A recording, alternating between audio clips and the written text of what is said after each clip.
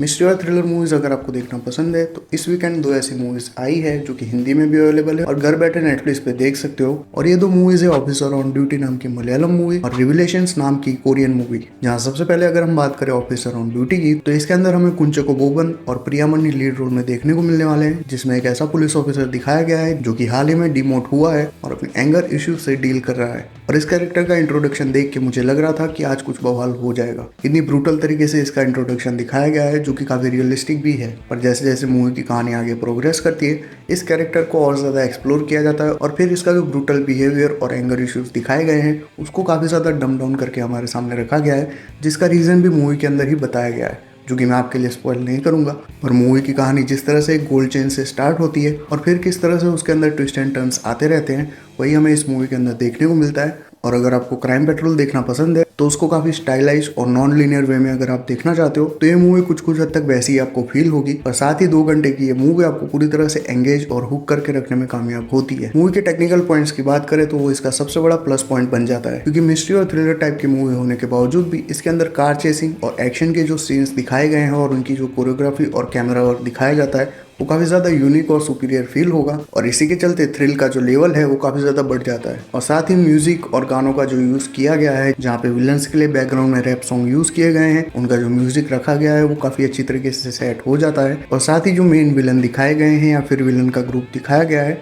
उसके अंदर जितने भी एक्टर्स हैं उन्होंने भी काफी अच्छी तरीके से परफॉर्म किया है, जिसके चलते एक डर का माहौल बनता है। और साथ ही ये पूरा का पूरा केस किस तरह से हमारे मेन ऑफिसर से कनेक्टेड होता है इसकी लेयर भी मूवी के अंदर धीरे धीरे खुलती रहती है, जिसके चलते इसकी कहानी और भी ज्यादा एंगेजिंग बन जाती है। परफॉर्मेंस की बात करें तो लीड रोल में प्रियामणि और कुंचको बोबन का जो परफॉर्मेंस है वो भी काफी अच्छी तरीके से काम करता है। और स्पेशली कुंचको बोबन के कुछ मोमेंट्स यहाँ पे देखने को मिलते हैं जिनको काफी ज्यादा परफेक्शन के साथ उन्होंने निभाया है। इसके अलावा दूसरी मूवी की बात करें तो वो है रेवलेशंस, जहाँ पे 3 लीड कैरेक्टर हमें देखने को मिलते हैं, जिसमें एक पुलिस ऑफिसर है, एक चर्च का पेस्टर है और एक सीरियल किलर या फिर सीरियल ऑफेंडर है। अब इन तीनों की कहानी किस तरह से आपस में कनेक्ट होती है यही हमें इस मूवी के अंदर देखने को मिलता है। और मिस्ट्री से ज्यादा ये एक थ्रिलिंग राइड बोल सकते हो, क्योंकि इसमें मिस्ट्री जैसा कुछ है नहीं और मिस्ट्री जो रखी भी गई है वो भी आप इजीली प्रिडिक्ट कर लोगे, क्योंकि थ्रू आउट द मूवी उसकी हिंट आपको दी जाती है। मूवी में चर्च के पेस्टर का जो कैरेक्टर है वो एक तरह से बोल सकते हैं कि इसका लीड कैरेक्टर है और उसी कैरेक्टर के चलते मूवी काफी ज्यादा थ्रिलिंग और एंटरटेनिंग बन जाती है। जहाँ गॉड और मोरालिटी में बिलीव रखने वाला चर्च का ये पेस्टर एक सीरियल ऑफेंडर के साथ एक मिसअंडरस्टैंडिंग के चलते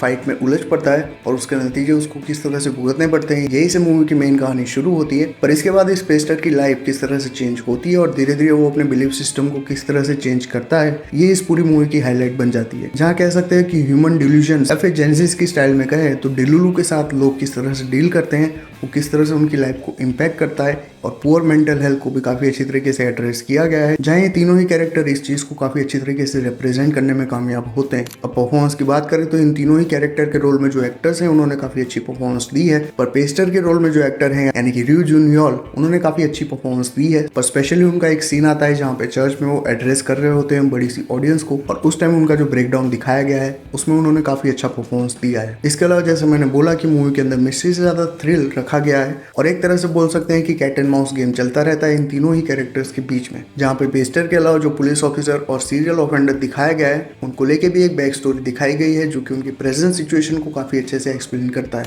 इसके अलावा डबिंग की बात करें तो इन दोनों ही मूवी की जो हिंदी डबिंग की है वो काफी अच्छी तरीके से काम कर जाती है और कोई भी ऐसा डायलॉग नहीं था जो सबटाइटल के साथ मैच ना करता हो। तो डेफिनेटली अगर आपको मिस्ट्री और थ्रिलर मूवीज देखना पसंद है तो ये दोनों ही मूवी आप चेकआउट कर सकते हो इस वीकेंड, जो कि आपकी इस तलब को थोड़ा बहुत शांत करने में कामयाब रहेगी। और अगर आपने मूवीज देख रखी है तो कमेंट्स में अपना ओपिनियन शेयर कर सकते हो, ऑफ कोर्स विदाउट स्पॉइलर। और अगर चैनल पे पहली बार आए हो तो सब्सक्राइब कर लेना इसी तरह के और रिकमेंडेशन और रिव्यूज देखने के लिए।